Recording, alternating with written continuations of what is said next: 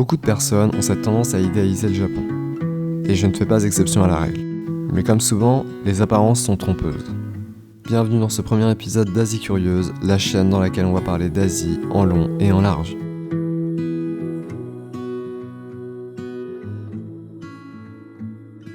J'ai toujours pensé que le Japon était un pays parfait. Les mangas et animés y sont pour beaucoup puisqu'ils incarnent le soft power japonais et donc une représentation parfois idéale d'une réalité qui n'a pourtant rien d'un manga.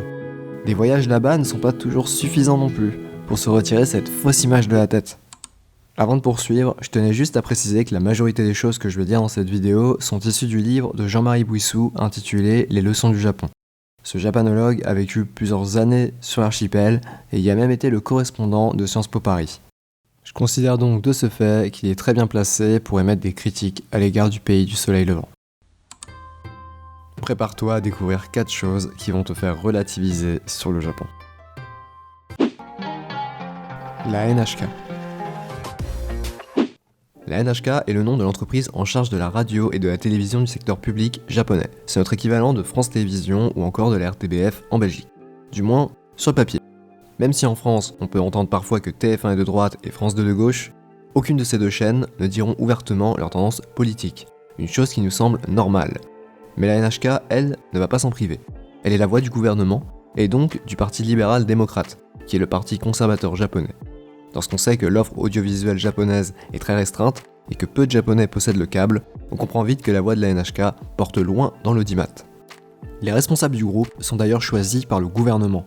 Bien que la plupart des Japonais se rendent bien compte du côté vieille école de la NHK, ils sont 70% à faire confiance en ces informations. Ce côté conservateur se retrouve largement dans l'offre audiovisuelle destinée aux enfants. La NHK dispose du monopole des dessins animés que regardent les enfants japonais avant d'aller à l'école en semaine.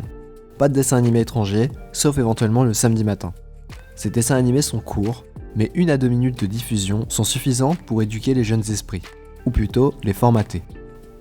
On peut par exemple retrouver des stéréotypes sur les genres avec des garçons habillés en bleu et des filles en rose plus petites et dotées d'une voix très aiguë. Le rôle de la femme japonaise est inculqué très jeune aux petites filles, à savoir être une bonne épouse et mère avisée.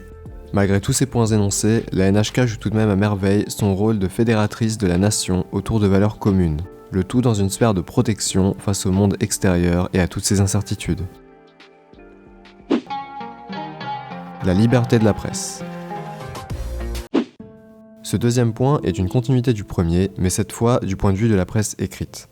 On a vu que la NHK était un organe indirect du gouvernement japonais, chose que les grands journaux quotidiens japonais ne sont pas, ou presque. Pour n'en citer que quelques-uns, Asahi Shimbun, Mainichi ou le Yomiuri. Leur rôle de contre-pouvoir était fortement présent, au moins jusqu'en 2012. Pourquoi ? Parce qu'ils s'en sont pris à Shinzo Abe, ancien Premier ministre japonais entre 2006 et 2007, puis entre 2012 et 2020. Les grands journaux l'ont largement maltraité lors de son premier passage au pouvoir, au point de l'obliger à s'en éloigner. Malheureusement pour les médias, Shinzo Abe est revenu à la tête de l'État en 2012, et s'est juré de leur faire regretter ce qu'ils avaient fait. Chose dite, chose faite, alors que le Japon pointait à la 12e place du classement mondial de la liberté de la presse en 2010, il se retrouve en 2021 à la 67e place. La Côte d'Ivoire et la Mongolie l'encadrent de façon irréaliste. L'élément central de la censure réside au sein des clubs de presse. Ces derniers regroupent des journaux et des journalistes, tous accrédités par le gouvernement pour obtenir directement des informations de la part du Premier ministre ou des autres ministères, le tout en garantissant le moins d'investigations possible. Les informations récupérées sont fraîches, prêtes pour être envoyées vers les lecteurs, toujours en quête d'informations croustillantes.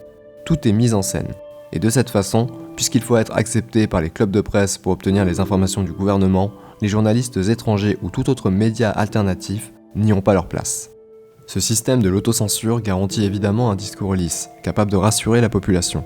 Mais est-ce vraiment pour le mieux ? Ça, ce n'est pas à nous d'en décider. Le karoshi. Ce mot japonais peut se traduire « mort par surmenage ». Il désigne les individus morts au bureau d'un infarctus ou d'un AVC causé par un excès de travail. C'est donc le niveau au-dessus du burn-out. Avant toute chose, il faut savoir que la loi japonaise fixe à 40 heures hebdomadaires le temps de travail, décomposé en 8 heures par jour maximum avec un jour de pause. Des heures supplémentaires sont faisables, mais pas au-delà de 15 dans la semaine. Mais préparez-vous, c'est là que ça devient intéressant. Les heures supplémentaires sont souvent effectuées sur les jours de repos, et ne sont alors pas comptabilisées comme des heures sup d'après la loi. Et ce n'est pas tout. Dans la réalité, ces limitations ne sont que rarement respectées. Le syndicat d'une entreprise se réserve le droit d'augmenter cette limite sans aucune consultation des employés. Et là, on ne parle pas d'une augmentation de quelques heures supplémentaires par mois. Non. Faisons les choses en grand. Un hôpital d'Osaka a donc obtenu de son syndicat de passer à 300 heures supplémentaires par mois. Pour info, la limite annuelle d'heures supplémentaires fixée par la loi est de 360. Ces heures supplémentaires prennent alors le doux nom de contributions supplémentaires volontaires et ne sont donc pas rémunérées. Enfin, pour conclure, le ministère de la Santé a bel et bien reconnu les cas de karoshi ainsi que les maladies ou encore les suicides liés à l'excès de travail. Cependant, comment prendre des mesures cohérentes lorsque le ministère de la Santé est aussi celui du travail ? Cette position schizophrénique limite largement la prise en compte de la santé des travailleurs japonais. La justice et les femmes. Bien sûr, comme tout ce que j'ai dit précédemment, il faut relativiser. Aucun pays n'est parfait. J'insiste là-dessus, car la France est loin d'être un modèle en matière d'écoute des plaintes féminines. Mais malgré tout, un fossé existe entre ces deux pays. Pour une raison déjà simple, prendre la voie judiciaire au Japon n'est pas bien vu. Ce combat, déjà difficile à mener en France, sera considéré comme une lutte héroïque au Japon pour nous occidentaux. Car là-bas, c'est une chose anormale, et les victimes sont critiquées au point de vouloir garder l'anonymat, voire de se suicider. Lorsqu'une femme porte plainte pour viol, c'est un parcours du combattant qui commence pour elle. Ce fut le cas pour Shiori Ito, qui porta plainte contre un correspondant de presse japonais qu'elle accusait de l'avoir violée lorsqu'elle était stagiaire. Le procès ne condamna pas l'homme, et même en faisant appel à un jury citoyen, Madame Ito n'obtint pas gain de cause. Elle poursuivit tout de même sa lutte, révéla son identité, et les grands quotidiens se saisirent de l'affaire. Dans le même temps, le hashtag MeToo fit surface et permit à des milliers de femmes d'exprimer sur les réseaux sociaux ce qu'elles vivaient. Le Japon est le pays où ce hashtag eut le plus de résonance. 70 000 tweets en quelques jours à peine. Shiori Ito fut tout de même forcée de quitter le pays pour aller travailler à Londres. Son visage était connu de toutes et de tous, mais c'était sans compter le harcèlement qu'elle subissait de la part de l'extrême droite japonaise. Cette dernière est connue pour sa cruauté à l'égard des femmes victimes de viol cherchant à obtenir justice.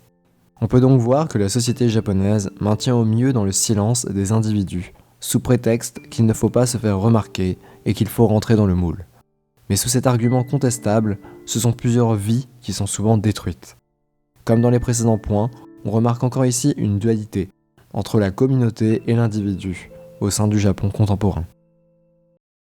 Comme je l'ai répété à plusieurs reprises dans cette vidéo, aucun pays n'est parfait et nous ne sommes personne pour juger le fonctionnement d'un autre pays. Néanmoins, connaître la face cachée de toute chose permet de mieux apprécier ce qu'on a déjà.